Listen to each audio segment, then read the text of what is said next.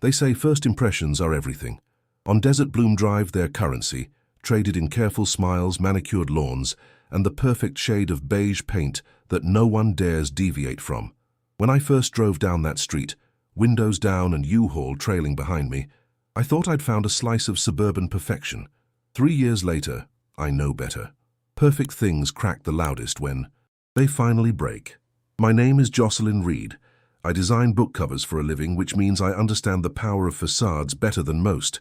A beautiful cover can disguise a hollow story, just like a perfect neighborhood can hide its hollow center. "You'll love it here," the realtor had promised, as she handed me the keys to number 27. Desert Bloom is famous for its community spirit. Everyone looks out for each other. What she meant was, everyone watches each other. There's a difference. The August heat shimmered above the asphalt as I carried the first box into my new home. The houses on Desert Bloom Drive all shared the same architectural DNA. Spanish-inspired roofs, desert-friendly xeriscaped front yards, and wide driveways where gleaming SUVs stood like sentries. My modest Honda looked almost apologetic parked in front of my new place. I'd barely set the box down when the doorbell rang. Standing on my porch was a man with a smile so practiced it could have been painted on. His salt and pepper hair was expertly trimmed, his polo shirt crisp despite the heat. "Welcome to the neighborhood." His voice carried the confidence of someone accustomed to being heard. "Lucas, Brand, HOA president and your neighbor from across the street." He extended a hand. "Thought you might need some help unloading. My son and I are happy to pitch in." Behind him stood a teenage boy with a face that suggested he'd rather be anywhere else. "Jocelyn Reed," I said, shaking his hand. "That's really kind of you, but We insist," Lucas said, already signaling to his son. "That's what neighbors do here on Desert Bloom Drive. We're like family." I would later learn that when Lucas Brand insisted, Desert Bloom Drive complied. It was easier that way. As they helped me unload, Lucas supplied a running commentary on the neighborhood, who lived where, which houses had the best Halloween decorations, and most importantly, the HOA rules that kept Desert Bloom the jewel of the valley.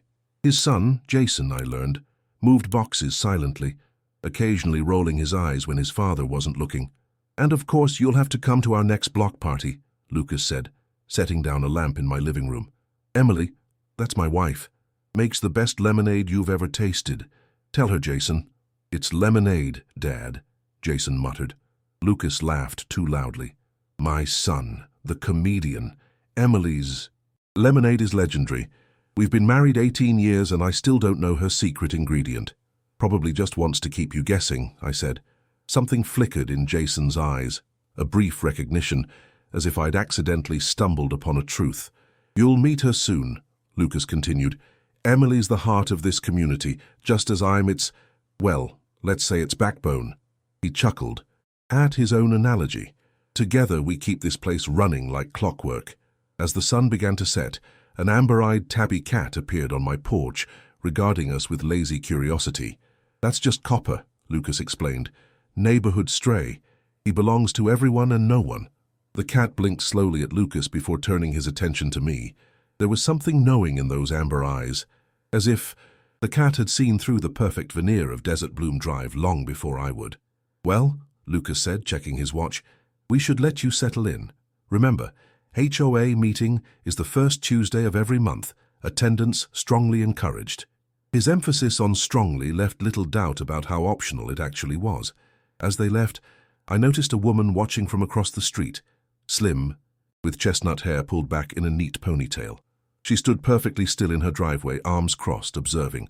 When she saw me notice her, she raised a hand in a small wave before disappearing inside. "That's Emily," Jason said quietly, following my gaze. "Dad's wife." There was something in his tone I couldn't quite place. Not dislike exactly, but caution. Later that night, after unpacking enough to make my new house feel marginally less empty, my phone rang. The familiar name on the screen brought a smile to my face. "How's the new place, Joss?" My sister Kayla's voice was slightly muffled, airport announcements echoing in the background. As a commercial pilot, she was perpetually in transit. "It's perfect," I said, unsure why the word felt like a warning even as I said it. "Maybe too perfect?" Kayla laughed. "Only you would be suspicious of perfection. Give it time. Not every neighborhood has dark secrets lurking behind white picket fences. No picket fences here, Just desert landscaping and an HOA president who seems to consider himself the mayor, sheriff, and welcoming committee all rolled into one. Sounds charming, she said dryly. His wife seems quiet. I barely caught a glimpse of her. Well, behind every overbearing man is a woman counting the days until retirement or divorce. Kayla had always been cynical about marriage, perhaps because she'd seen too many crumble during her own parents' messy separations. Don't start, I warned. I'm trying to keep an open mind here. Always the optimist. That's my Joss. Her voice softened. Listen, I've got to board now. Chicago to Dallas run.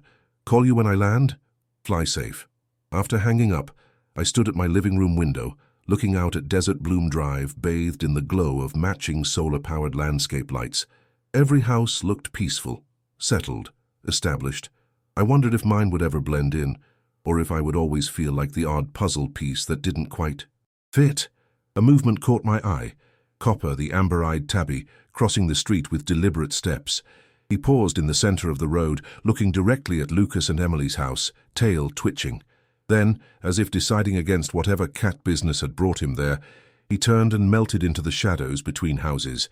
I couldn't know then that Copper would become my unlikely compass in the maze of Desert Bloom Drive's secrets, or that in just a few short months I would stand in the middle of our perfect neighborhood block party, watching as Emily Harrow asked her husband the question that would shatter everything. Lucas, who was the woman on that flight? And I would already know the answer, burning a hole in my pocket in the form of a text from my pilot sister. That night, though I just closed my curtains and tried to feel at home in a place where everything looked right, too right, and where the silence between houses felt less like peace and more like everyone holding their breath. The thing about facades is that they require constant maintenance. In the weeks following my arrival on Desert Bloom Drive, I watched Lucas Brand maintain his with religious devotion. Every morning at precisely 6:15 a.m., he would jog past my house, waving enthusiastically if he caught me collecting the newspaper. Weekends found him washing his Mercedes in the driveway, or trimming his perfectly symmetrical hedges, always with a booming, "Beautiful day in paradise, isn't it?" for anyone who passed by. But it was at social gatherings where Lucas truly performed. The HOA meeting, held in the community clubhouse at the end of the street, became my first real glimpse into the dynamics of Desert Bloom Drive. The thing most people don't understand, Lucas announced to the assembled neighbors, standing at the front of the room like a politician at a rally, is that maintaining property values isn't just about economics. It's about community values. It's about who we are. Murmurs of agreement rippled through the crowd. I sat in the back row, nursing a lukewarm cup of coffee, watching as Lucas expertly worked the room. As I always tell my Emily, he continued, gesturing to his wife who sat in the front row, a neighborhood is like a marriage. It takes commitment, dedication. He placed a hand over his heart. Faithfulness to shared principles. Emily's smile never wavered, though I noticed she kept her eyes focused on her lap. She wore a simple blue dress that somehow managed to be both elegant and forgettable, like she was trying to be present without being seen. After the meeting, as people mingled over cookies and coffee, I found myself standing next to her at the refreshment table. "Your husband is quite the speaker," I said, immediately regretting how it sounded. But Emily just nodded, her smile shifting into something more genuine. Lucas has never met a silence he didn't want to fill. Her voice was softer than I expected, with a slight southern lilt. "You're Jocelyn, right? From 27. That's me, the new girl. I was the new girl once, 12 years ago." She handed me a napkin. "It gets easier. Once they decide you're not going to. Paint your house purple or install a satellite dish." I laughed, surprised by her dry humor. "Are those capital offenses on Desert Bloom Drive? Punishable by social exile and strongly worded letters," she confirmed, a sparkle in her hazel eyes. "I'm Emily, by the way, though I'm sure Lucas has already told you our entire life story. He mentioned you make legendary lemonade." Something flickered across her face. Amusement, perhaps, or resignation. "Did he tell you about the secret ingredient?" "He said he doesn't know what it is." She leaned in slightly. "Neither do I. It's store-bought. I just pour it into a pitcher with some fresh lemon slices." She winked, and for a moment I caught a glimpse of a different woman behind the perfect HOA president's wife, someone with secrets of her own. Our conversation was interrupted by Lucas's arm sliding around Emily's waist, his fingers gripping just a fraction too tightly for casual affection. "I see you've met my better half," he said to me, though his eyes remained on Emily. "Isn't she wonderful? 18 years and still the light of my life." 12 years, Lucas, Emily corrected gently. "We celebrated our 12th anniversary in May." Lucas laughed too loudly. Of course, 12 magical years. Time flies when you're living the dream, doesn't it, darling?" He kissed her temple, a gesture that seemed designed for our audience rather than for Emily. I watched as she subtly straightened her spine, maintaining her smile even as something behind her eyes retreated. "Jocelyn designs book covers," Emily said, changing the subject. "Isn't that fascinating?" "Is that right?" Lucas's attention swung to me, his interest visibly piqued. "Any books I might know?" "Unless you read romance novels with shirtless dukes on the covers." "Probably not," I admitted. Lucas's laugh was dismissive.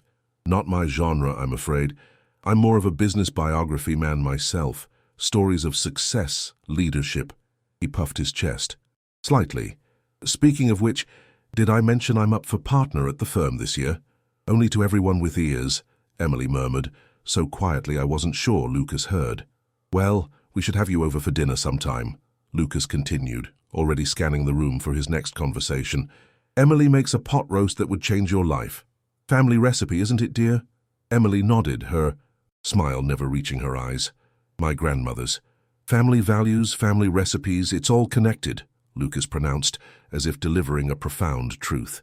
"That's what I always say. A faithful family man knows that tradition is the backbone of society."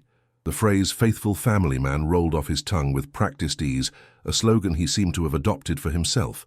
I would hear him repeat it countless times in the coming weeks, at barbecues, during casual conversations over property lines, even once at the neighborhood mailboxes when a new family moved in down the street. "Lucas Brand," he'd introduced himself, "HOA president and faithful family man. Welcome to paradise." It became his calling card, his brand, almost as if he were trying to convince himself as much as everyone else.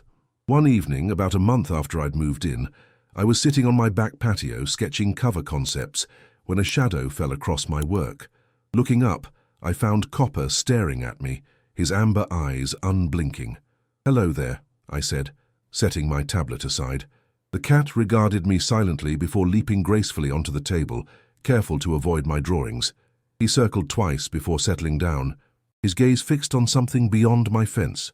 Following his line of sight, I realized he was watching the Brand's backyard, where Emily sat alone on her patio, a book open in her lap, though she wasn't reading.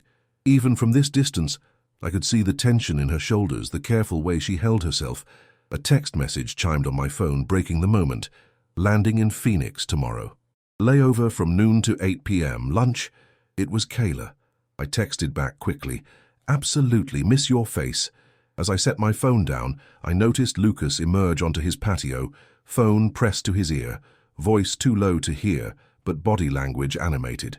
Emily quickly returned to her book, pretending to read.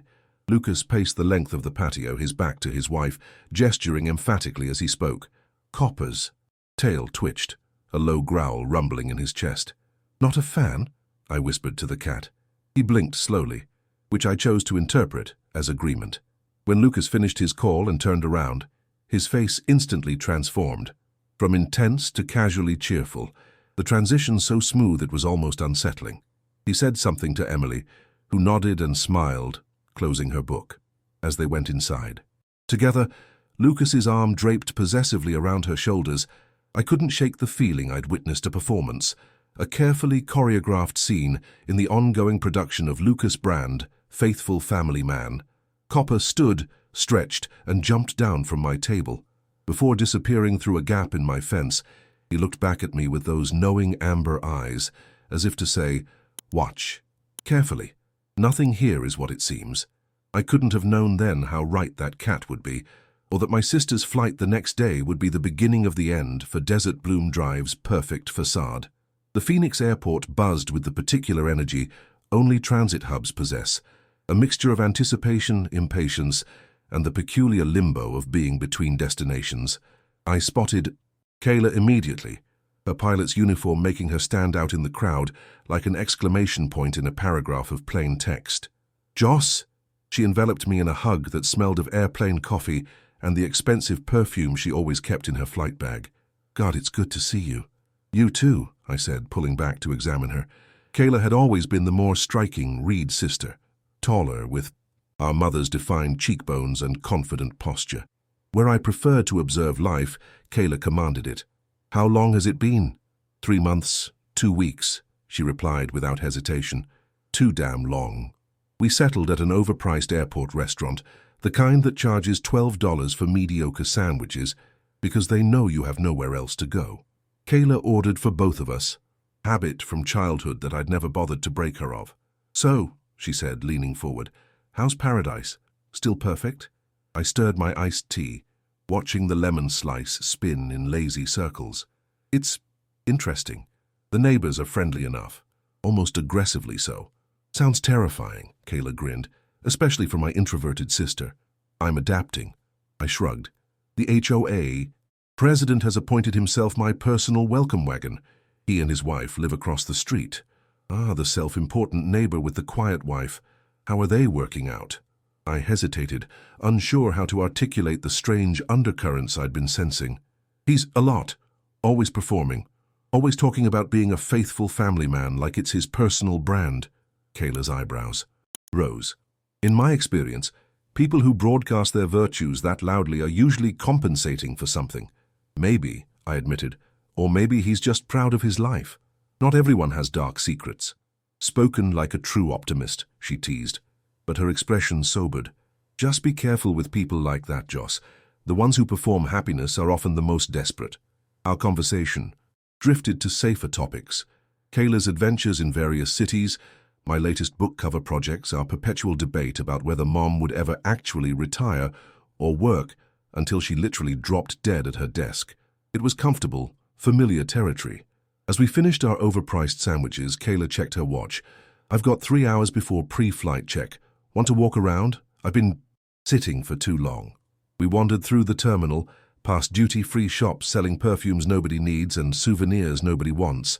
Kayla was mid-story about a passenger who had tried to bring an emotional support peacock on board when she suddenly stopped walking, her gaze fixed on something ahead of us. "What is it?" I asked, following her line of sight. "That man," she said quietly, "by the coffee stand. Does he look familiar to you?" I squinted in the direction she indicated. A well-dressed man stood with his back to us, his arm around a blonde woman who was definitely not Emily Harrow. Even from behind, there was no mistaking Lucas Brand's confident posture and salt-and-pepper hair. "That's my neighbor," I whispered, instinctively stepping behind a pillar. "Lucas." "I thought so," Kayla said grimly. "He was on my flight from Chicago this morning with her." My stomach dropped. "Are you sure?" "Row 14 seats A and B, first class. They spent the entire flight with their heads together, laughing, his hand on her knee." Kayla's expression hardened. "They weren't discussing business, Joss." I peeked around the pillar again. The woman was young, mid-20s at most, with the kind of polished beauty that requires both good genes and expensive maintenance.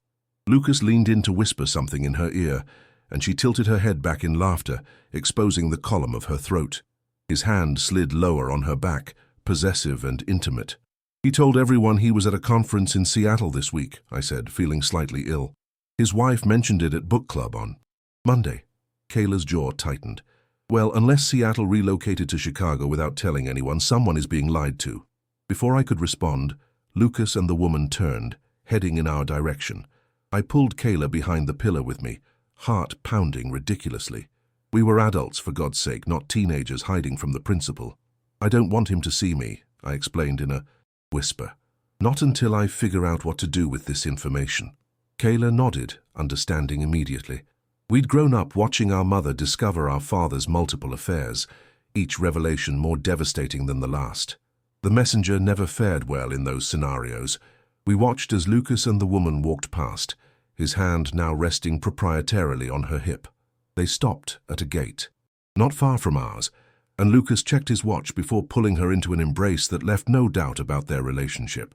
The kiss they shared wasn't just affectionate, it was the kiss of lovers who knew each other's bodies well. "Chicago to Phoenix, with a connection to San Francisco," Kayla murmured, reading the departure board. "Quite the detour for a Seattle conference. What do I do?" asked, feeling the weight of unwanted knowledge settling on my shoulders. Kayla's expression softened. That's not a question I can answer for you, Joss. But I know you. You'll do what feels right. And if nothing feels right, then you'll do what feels least wrong. She squeezed my hand. Just remember, you didn't create this situation. He did. We parted ways shortly after, with Kayla heading to her gate for her flight to Dallas. As I drove back to Desert Bloom Drive, my mind replayed the scene at the airport. Lucas and the blonde woman, their easy intimacy, the confident way he moved through the world, secure in his deception. What right did I have to upend Emily's life? We were barely friends, just neighbors who exchanged pleasantries and occasionally discussed books. For all I knew, she might be aware of his affairs, might have made her peace with it as part of their marriage. But the memory of her quiet dignity, the careful way she corrected Lucas about their anniversary, the subtle retreat in her eyes when he spoke over her, all of it suggested otherwise. When I pulled into my driveway, I noticed Emily working in her front garden, kneeling among her desert roses, a wide-brimmed hat shading her face. She looked up as I got out of my car, offering a small wave. I waved back, guilt churning in my stomach. Copper appeared from between our houses, trotting directly to Emily. To my surprise, she greeted the stray warmly, scratching under his chin as he arched into her touch. The cat cast a knowing glance in my direction, as if challenging me to pretend I hadn't seen what I'd seen. That night I sat on my patio, nursing a glass of wine and staring at Lucas and Emily's darkened house. According to the neighborhood group chat, Lucas wouldn't be home until the weekend. His Seattle conference, the message explained, had been extended. A tremendous opportunity he couldn't pass up. My phone sat heavy in my hand, Kayla's last text glowing on the screen. Just landed in Dallas. Still thinking about what we saw. Whatever you decide, I've got your back. Copper materialized on my patio railing, his amber eyes reflecting the moonlight. What would you do? I asked him softly. He blinked slowly, then jumped down and disappeared into the night, offering no answers, only silent witness to the secret that now hung between houses, like an invisible thread, waiting for someone to pull it and unravel everything. They say knowledge is power, but sometimes it just feels like a burden. In the 2 weeks following my airport encounter with Lucas, I found myself hyper-aware of his presence in the neighborhood, cataloging discrepancies and inconsistencies I might otherwise have ignored. There was the credit card statement I glimpsed in Emily's purse when she searched for her reading glasses during book club, a charge for the Renaissance Hotel in Chicago. On a weekend, Lucas had supposedly been fishing with his brothers. There was the hushed phone conversation I overheard while dropping off a package Emily had received by mistake. Lucas on their back patio, voice low and intimate. I miss you too, sunshine. 3 more days. And there was Jason, Lucas's teenage son, who had taken to cutting through my backyard on his way home from school, avoiding his father, I suspected, though he never said as much directly. Mind if I hang out for a bit? He asked one afternoon, hovering awkwardly by my patio door. Dad's home, and he's in one of his moods. Sure, I said, pushing aside my laptop where I'd been struggling with a particularly difficult cover design. Want some lemonade? Store-bought, I'm afraid, no secret ingredients. A ghost of a smile crossed his face. Emily told you about that, huh? Your dad seems convinced it's magical. My dad's convinced of a lot of things that aren't true. He accepted the glass I offered, dropping into a patio chair with the loose-limbed grace of teenagers. Thanks. We sat in companionable silence for a while, Copper materializing as he often did when Jason was around. The cat settled on the boy's lap, purring loudly. He likes you, I observed. Animals know who to trust, Jason said, scratching behind Copper's ears. Dad hates him, says he's a nuisance, probably has diseases. He looked up at me suddenly. You know about my dad, don't you? The question caught me off guard. What do you mean? The women, the trips. His eyes, older than his 16 years, held mine steadily. Emily knows too, but she pretends not to. Everyone pretends. I hesitated, uncertain how to respond to this teenager who was carrying adult knowledge with nowhere to put it. It's complicated, I finally said.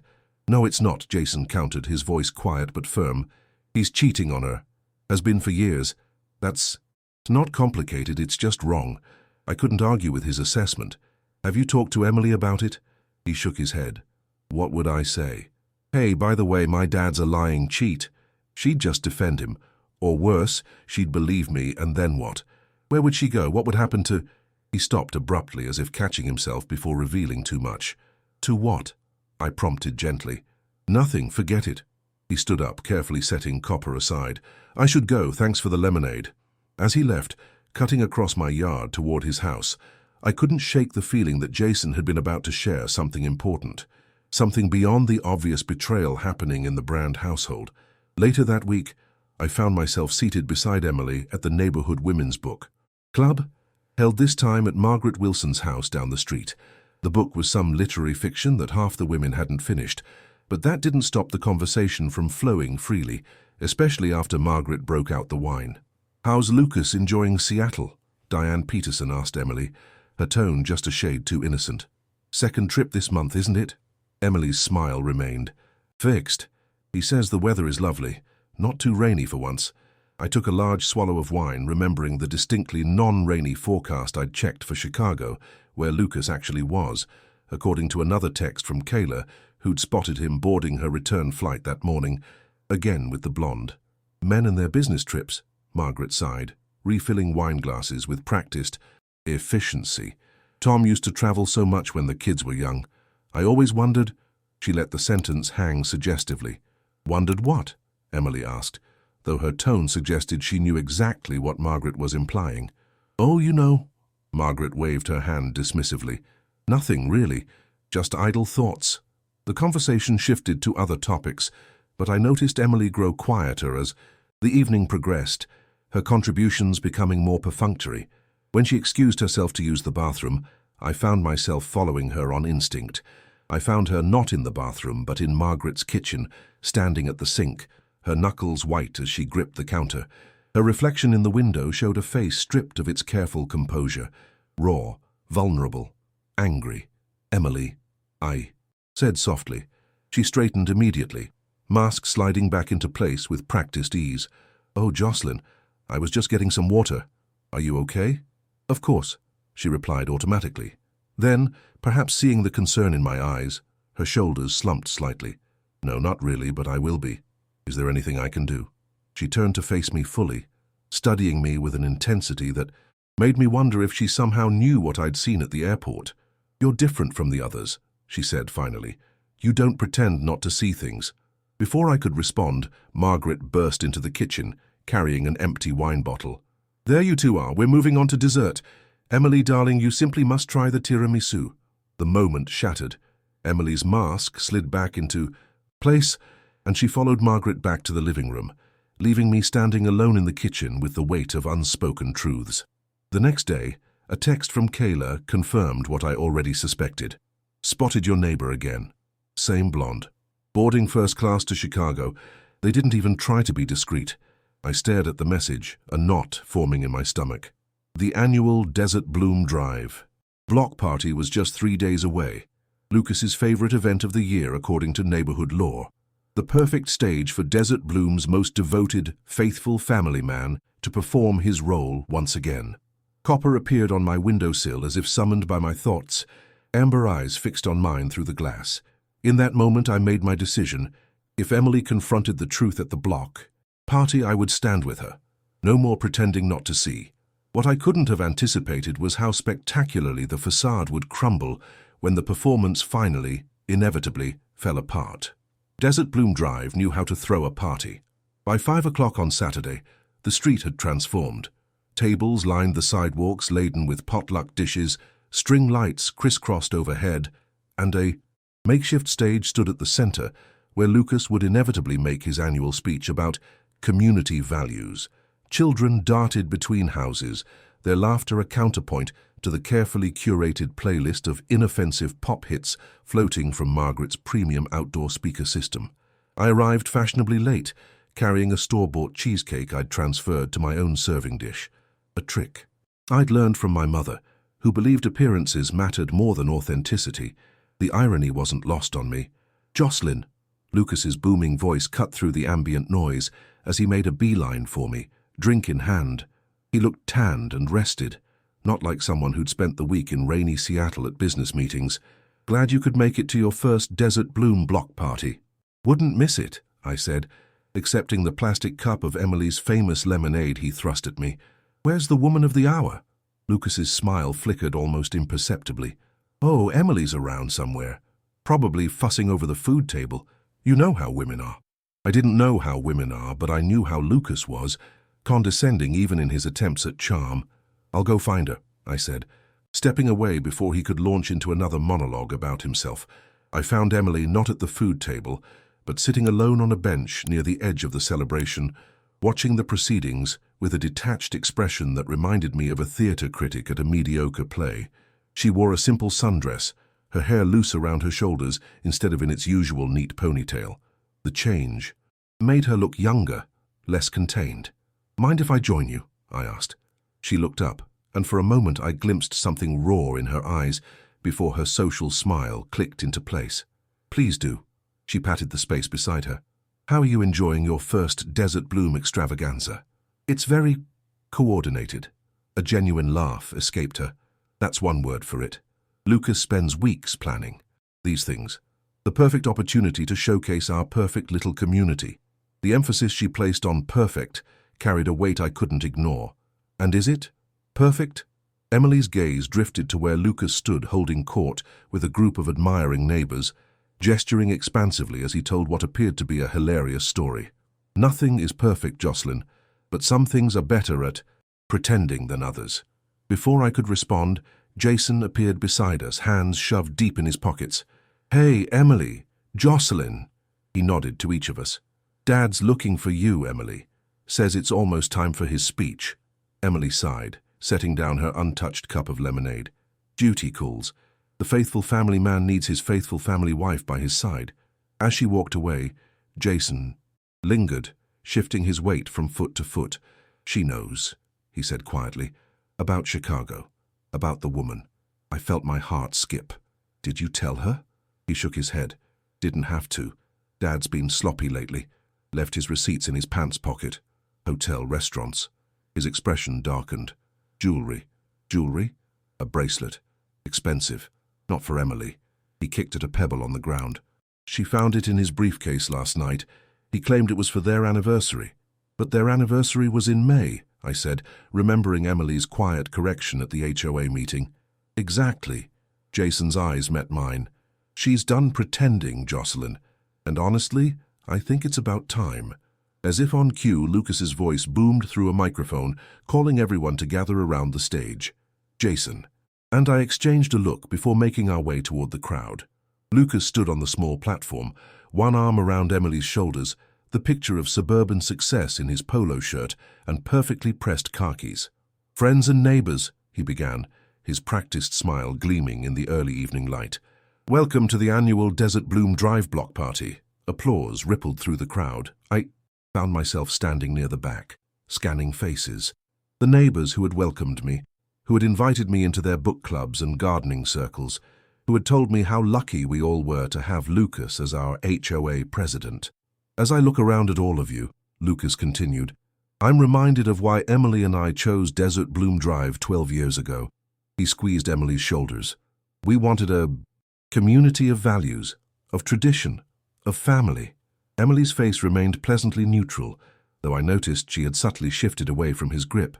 "In today's world, it's easy to get distracted by the superficial, the temporary." Lucas's voice took on the cadence of a sermon. "But here on Desert Bloom Drive, we understand what truly matters: commitment, integrity, faithfulness. A movement caught."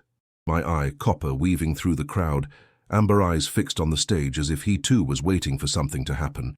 "As many of you know," Lucas continued, "I've always prided myself on being a faithful family man, someone who puts his wife, his son, and his community first. Someone who—" "Lucas," Emily's voice, though quiet, cut through his speech like a knife. "Who was the woman on that flight?" The microphone picked up her words clearly, broadcasting them across the suddenly silent gathering. Lucas froze, his smile stuck on his face like a glitch in a video. "What was that, darling?" he asked, voice strained. Emily stepped away from his arm, turning to face him fully. "The woman on your flight to Chicago, and then Phoenix, and then San Francisco." Each destination landed like a blow. "Who was she?" The silence that descended was absolute. Even the children seemed to sense the gravity of the moment, their games halting as they stared at the adults frozen in tableau. "Emily," Lucas laughed nervously, reaching for the microphone, which she smoothly moved out of his reach. "You're mistaken, you always overreact." At that precise moment, my phone buzzed in my pocket. Drawing it out, I saw a text from Kayla. "Just landed. Guess who was on my flight again? Your neighbor and his blonde friend. First class, matching luggage. They're definitely not hiding it anymore." I looked up from my phone to find Emily's eyes on me, a question in them. Before I could decide whether to nod or shake my head, Lucas's voice cut through the silence. "Emily, you're making a scene," he hissed, no longer bothering with the microphone. "We can discuss this at home." "No," Emily said, her voice stronger now. "We've discussed nothing at home for years, Lucas. All we do is perform. For the neighbors, for Jason, for ourselves. I'm tired of the performance." Lucas's face darkened, his perfect facade cracking at last. "You don't know what you're talking about. I've been at conferences, business, meetings, building our future while you—" "While I what?" Emily challenged. "While I looked the other way, pretended not to see the receipts, the late-night calls, the lipstick that wasn't mine. I've known for years, Lucas. We all have." A murmur ran through the crowd. Lucas's gaze darted from face to face, searching for allies and finding none. Even his most devoted admirers were watching with expressions ranging from shock to something that looked suspiciously like recognition. "Emily?" He tried again, reaching for her arm, which she deftly moved away. "You're embarrassing yourself." "No, Lucas," she replied, her voice steady, despite the tears gathering in her eyes. "For the first time in 12 years, I'm not embarrassed at all." And then, as if sensing his cue, Copper leapt onto the stage and sat directly between them, amber eyes fixed on Lucas with unmistakable judgment. The crowd held its collective breath, waiting for what would come next in this unscripted drama playing out on Desert Bloom Drive's perfect stage. The thing about facades is that once they start to crack, they don't stop until they've crumbled entirely. Lucas stood frozen, microphone hanging limply at his side as Emily's words hung in the evening air. Tangible, undeniable.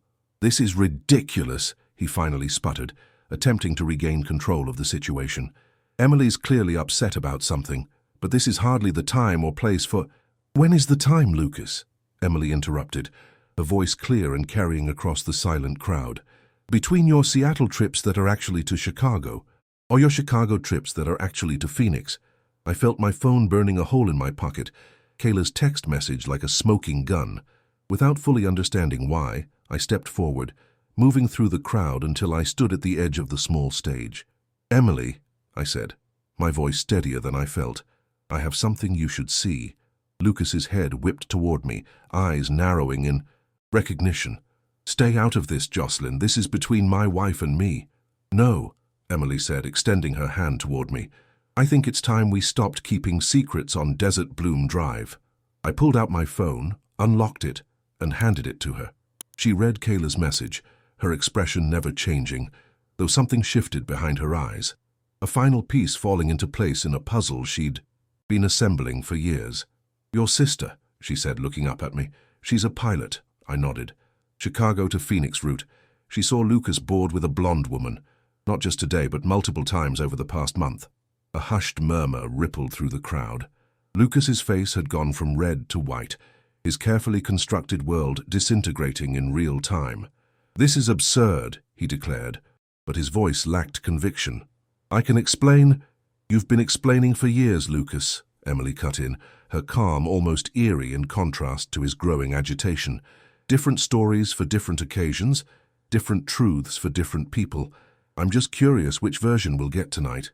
Copper, still sitting between them like some feline arbiter of justice, blinked slowly, his amber eyes reflecting the string lights overhead. Lucas attempted a different tack, his voice dropping to a conspiratorial level that nonetheless carried in the silence. "Emily, think about what you're doing. Think about our reputation, our standing in this community." "Our standing?" Emily repeated, a bitter laugh escaping her. "You mean your standing, Lucas. Your reputation as the faithful family man, the perfect husband, the community leader." She gestured to the crowd surrounding them. "But they already know, don't they? They've known all along. I scanned the faces around us. Margaret Wilson, who had made veiled comments about business trips at book club. Diane Peterson, whose eyes were fixed on her shoes. The retired couple from the end of the street, exchanging knowing glances. No one looked surprised, only uncomfortable, as if a collective secret had been dragged unwillingly into the light. "Is that true?" Lucas demanded, looking around at his neighbors, his friends, his audience. "Have you all been gossiping behind my back, spreading lies about me?" No one responded. The silence was answer enough. "Who is she, Lucas?" Emily asked, her voice gentle now, almost compassionate. "Is it serious, or is she just one of many?" Lucas's jaw worked, his eyes darting from Emily to the crowd to me, searching for an escape route. "Her name is Amber," he finally said, the fight draining from him. "She's a marketing executive I met at a conference last year." A small, humorless smile touched Emily's lips. "And the others? Before Amber?"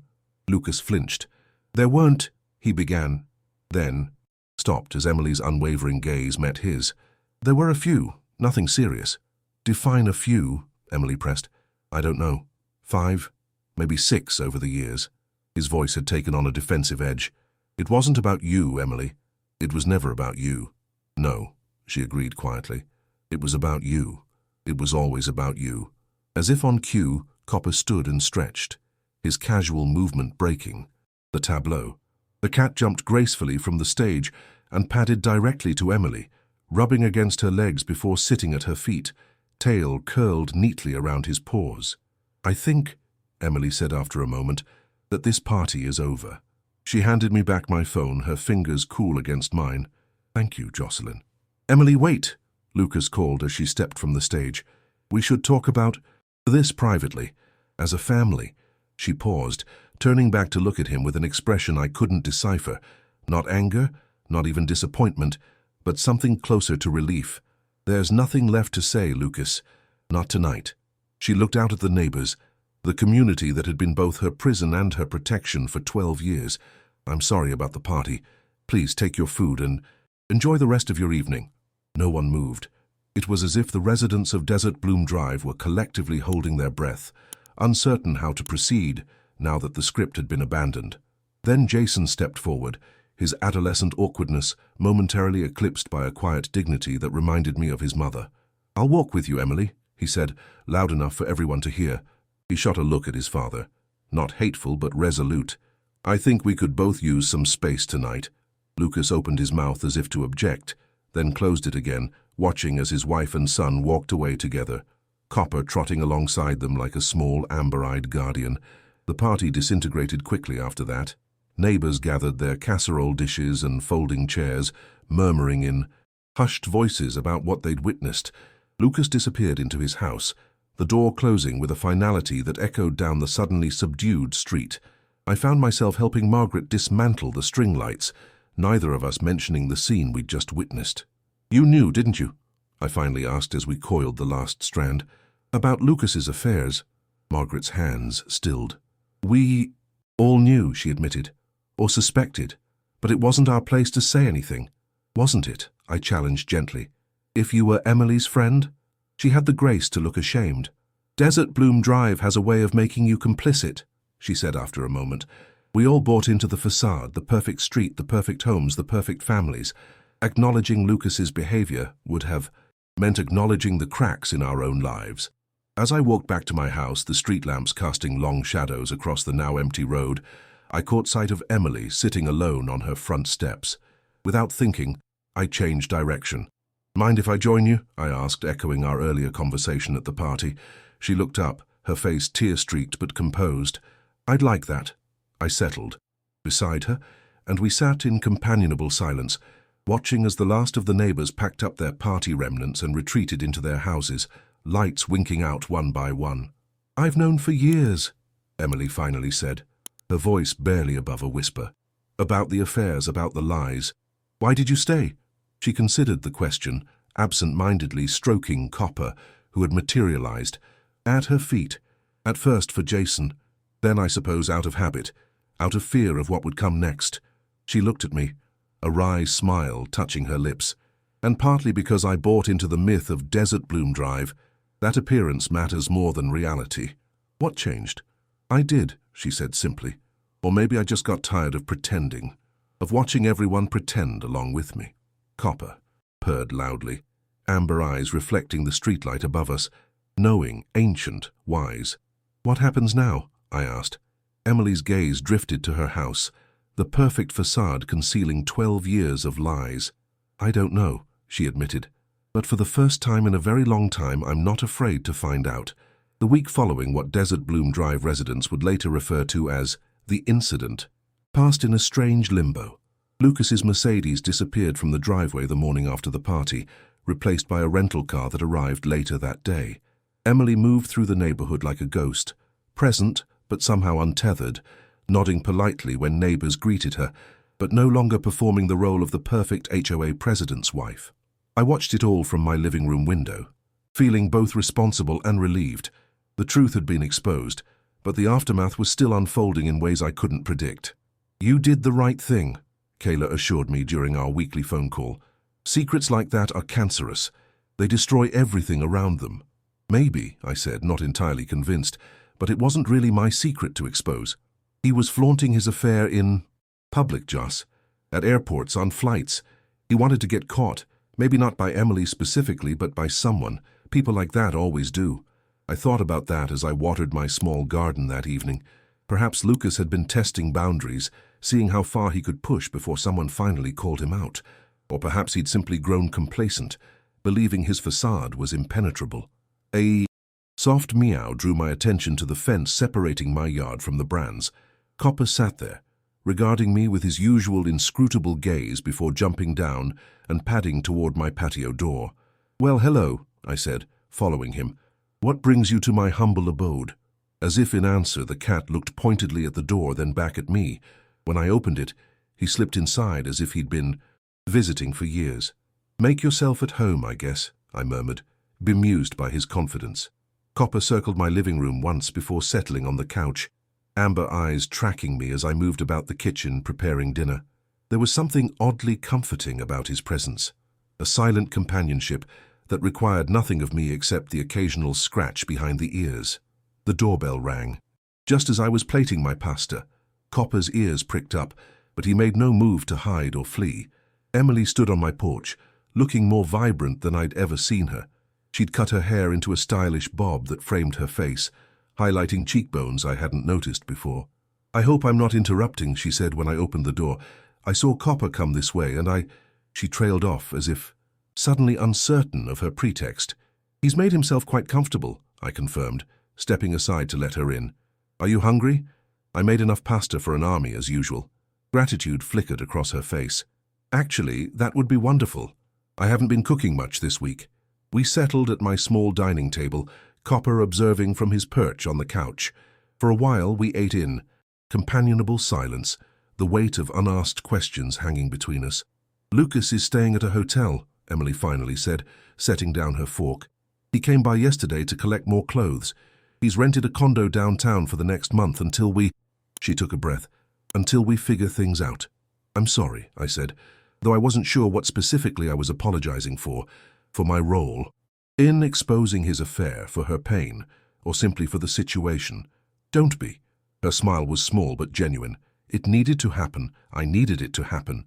She glanced at Copper. "We all did. What about Jason?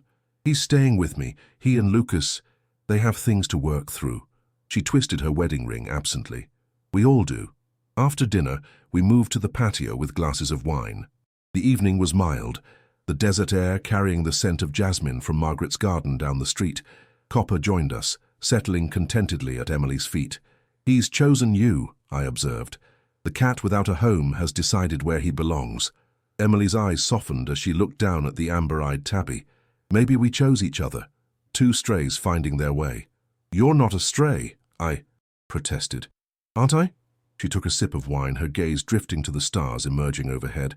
"I've been Lucas's wife for so long, I'm not sure who I am without that definition." Emily Harrow disappeared somewhere along the way, replaced by Mrs. Lucas Brand.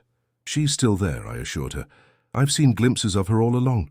A comfortable silence settled between us, broken only by Copper's rhythmic purring. "Did you know," Emily said eventually, "that Lucas and I met in college?" I was an art history major with plans for graduate school. I wanted to curate museum collections, travel the world. She laughed softly at the memory. Lucas was so charismatic, so certain about everything. His certainty was seductive, I guess, like being caught in a current. What happened to your plans? Life happened, marriage happened. Lucas's career took precedence, and then Jason came along, and somewhere in the shuffle my dreams became inconvenient. She shrugged, but there was no bitterness in the gesture. I don't regret Jason, never that. But somewhere along the way, I forgot that I was allowed to want things too. It's not too late, I said gently. For graduate school, for travel, for whatever you want. Emily's smile bloomed slowly, transforming her face. That's exactly what I've been thinking. I've already requested information from the university about their art history program. Copper stretched and resettled, as if approving of this new direction. What about you, Jocelyn? Emily asked, turning the focus away from herself. What currents brought you to Desert Bloom Drive? I considered the question, realizing I'd never fully articulated my reasons for moving to this too-perfect neighborhood. After my last relationship ended, I needed space, somewhere quiet where I could focus on my work. I glanced around at the neat houses, the uniform landscaping. I thought conformity would be restful, no surprises. Emily laughed, the sound genuine and warm. And instead you landed in the middle of a suburban soap opera. With a mysterious cat as my guide, I added, raising my glass in Copper's direction. Two unexpected guides, Emily toasted, clinking her glass against mine. As the night deepened around us, we talked about everything and nothing. Books we'd loved, places we wanted to visit, dreams we'd deferred. For the first time since moving to Desert Bloom Drive, I felt truly at home. Not because the street had suddenly become less artificial, but because sitting with Emily and Copper under the desert stars, I'd found something authentic amidst the facade. Later, as Emily prepared to leave, Copper twining around her ankles, she paused at my door. Thank you, she said simply. Not just for tonight, but for seeing me, really seeing me when everyone else was too busy watching the performance. That's what neighbors are for, I replied. The real kind, not the desert bloom kind. Her laugh echoed in the quiet street as she crossed back to her house, Copper trotting faithfully at her side like a small amber-eyed guardian. Summer faded into fall, and Desert Bloom Drive settled into a new normal. Lucas returned briefly to pack more belongings before leasing his half of the house to Emily, who, as it turned out, had been quietly building a financial safety net for years, perhaps anticipating this very outcome. The for sale sign appeared in their yard on a Tuesday morning in October, a tangible symbol of endings and beginnings. Mom's going back to school, Jason told me one afternoon as he helped me unload groceries. From my car. In the months since the incident, he'd become a regular visitor, stopping by to play with Copper or simply sit quietly while I worked on my book cover designs. Part-time for now, but she's already talking about a master's program next year. That's wonderful, I said, genuinely pleased. How are you feeling about everything? He considered the question with the serious thoughtfulness I'd come to expect from him. Mostly good. Dad and I are talking more. Actually talking, not just him lecturing and me pretending to listen. A small smile touched his face. He's different now. Less performed. And you and Emily, we're good. Better than before, actually. He grabbed the last bag from my trunk. She laughs more now. Real laughs, not the polite ones she used. To practice in the mirror. The image of Emily rehearsing the perfect HOA wife laugh made my heart ache, even as I celebrated her liberation from that role. Desert Bloom Drive itself was changing too. Margaret Wilson painted her front door a scandalous shade of turquoise, blatantly violating HOA color guidelines. When no formal complaint materialized, Lucas had resigned as president the week after. The block party? Others followed suit. Diane Peterson installed a bird bath. The retired couple at the end of the street planted wildflowers instead of the approved desert landscaping. Small rebellions, perhaps, but significant in a place where conformity had been the highest value. The HOA is holding elections next month, Emily mentioned during one of our now regular dinner gatherings. They've asked me to run for the board. Are you considering it? I asked, passing her the salad. She laughed, her real laugh, not the practiced one. Actually, I am. Not as president, but as treasurer. I have some ideas about redirecting funds from appearance enforcement to community improvements, a playground maybe, or a community garden. Desert bloom might actually bloom, I observed. Speaking of, bloom, she said, her eyes twinkling with a secret. Guess who's moving into the Hendersons' old place, the one at the corner? I have no idea. Your sister. I nearly choked on my wine. Kayla, moving here, but she hates suburbs. Apparently this one's grown on her. Emily's smile was knowing. Something about a charming landscape architect she met while visiting you last month. They've been dating long distance, and when the Henderson house came on the market, she never said a word, I marveled, mental pieces falling into place. Kayla's sudden interest in desert plants, her increasingly frequent layovers in Phoenix. She wanted to surprise you, Emily confirmed. Consider yourself surprised. Later that evening, as Emily and I sat on my patio watching the sunset, paint the desert, sky in shades of amber and gold, copper sprawled contentedly between us, I found myself reflecting on the strange journey that had brought us here, from new neighbor to confidant, from polite acquaintances to genuine friends. Do you ever regret it? I asked suddenly. The way everything happened at the block party. Emily considered the question, her fingers absently stroking Copper's fur. The public nature of it? Sometimes. The fact that it happened at all? Never. She looked at me, her eyes clear and present in a way they hadn't been when we first met. The worst kind of prison is the one you build yourself brick by brick until you can't remember what freedom felt like. And now? Now, she said, her smile luminous in the fading light. I'm remembering. A few weeks later, the annual Desert Bloom Drive Halloween celebration arrived, the first major community event since the incident. Without Lucas's micromanaging, it had evolved into something more relaxed, more authentic. Children in homemade costumes darted between houses, their laughter echoing down the street.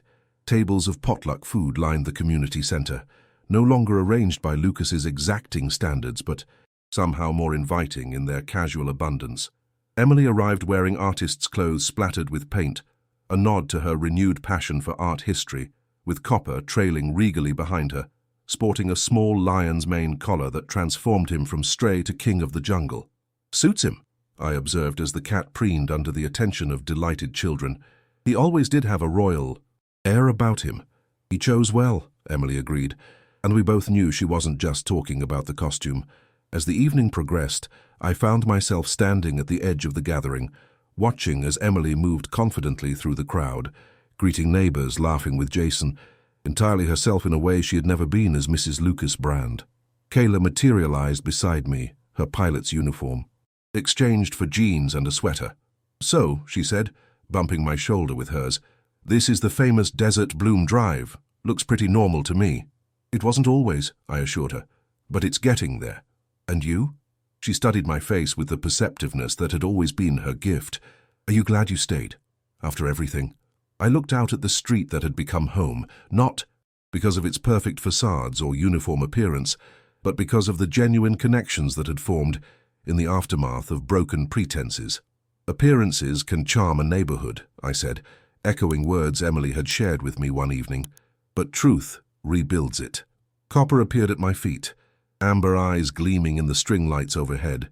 He blinked slowly, a cat's kiss, before padding away to where Emily stood talking with Margaret and Diane, her hands animatedly describing something that had them all laughing. The block party's next weekend, Kayla said, following my gaze. You think it'll be as dramatic as the last one? God, I hope not, I laughed. I think Desert Bloom Drive has had enough drama to last a lifetime. But as I watched Emily, standing tall, entirely herself, surrounded by neighbors who now saw her clearly, I realized that sometimes truth, even when it explodes like fireworks rather than dawning gently like sunrise, is worth the momentary chaos it creates. Because on Desert Bloom Drive, we had finally stopped following a slogan and started following one another. We had learned that being real is louder than being right, and that facades, no matter how carefully constructed, will eventually crack under the weight of unspoken truths.